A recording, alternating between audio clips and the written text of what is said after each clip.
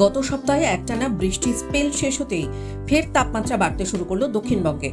যদিও তাপমাত্রা বাড়লেও সোমবার দক্ষিণের বেশ কিছু জায়গায় বজ্রবিদ্যুৎ সহ বৃষ্টি হয়েছে। তবে শহর কলকাতা ছিল মূলত শুষ্ক। এদিকে সোমবারের পর মঙ্গলবারেও দক্ষিণের পরিস্থিতি একই রকম থাকবে বলেই জানিয়েছে আলিপুর আবহাওয়া দফতর। এদিন দুপুরের পর বা বিকেল থেকে কলকাতা সহ দক্ষিণবঙ্গের একাধিক জেলায় শুরু হতে পারে দুর্যোগ। সারাদিনই মেঘলা আকাশ থাকবে কলকাতায়। আলিপুর আবহাওয়া দফতর জানিয়েছে, মঙ্গলবার কলকাতার সর্বোচ্চ তাপমাত্রা থাকবে 35 ডিগ্রি সেলসিয়াস, যা স্বাভাবিকের থেকে 1.6 ডিগ্রি কম।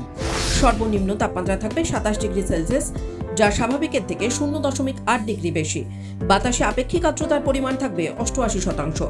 আবহাওয়া দফতরের পূর্বাভাস অনুযায়ী দক্ষিণবঙ্গের বেশ কিছু জেলায় মঙ্গলবার পর্যন্ত বৃষ্টি হতে পারে। তবে হুগলি, পুরুলিয়া, ঝাড়গ্রামের মতো জেলাগুলিতে রবিবারের পর আর ঝড় বৃষ্টির তেমন সম্ভাবনা নেই। বৃষ্টি হতে পারে বাঁকুড়া, পশ্চিম বর্ধমান, পূর্ব বর্ধমান, বীরভূম, মুর্শিদাবাদ এবং নদিয়াতে। আর বাকি প্রায় সব জেলাতেই সোমবার থেকে শুকনো আবহাওয়া থাকবে বলেই জানিয়ে দিয়েছে হাওয়া অফিস। এদিকে মঙ্গলবার কলকাতা ও 2 চব্বিশ পরগনায় বিক্ষিপ্ত বৃষ্টিপাতের সম্ভাবনা রয়েছে। সেই সঙ্গে ঘন্টায় 30 থেকে 40 কিলোমিটার বেগে ঝোড়ো হাওয়া ও বজ্রপাতেরও পূর্বাভাস রয়েছে। আপাতত সপ্তাহভর টানা বৃষ্টিতে স্বস্তি মিলেছে রাজ্যবাসীর। তীব্র গরম আর নেই। তাপপ্রবাহের হাঁসফাঁস গরম থেকেও মুক্তি।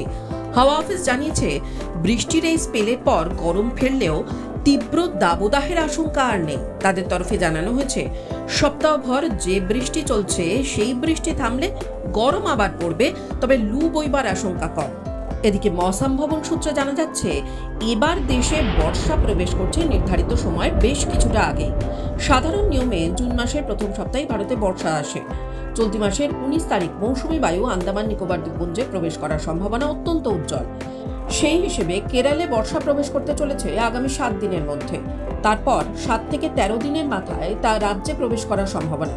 এবার স্বাভাবিকের থেকে 7 থেকে 11% বৃষ্টি অতিরিক্ত পেতে চলেছে দেশ। অন্তত তেমনটাই ইঙ্গিত দিল্লির মৌসুম ভবনের। টাইমস নাও খবর।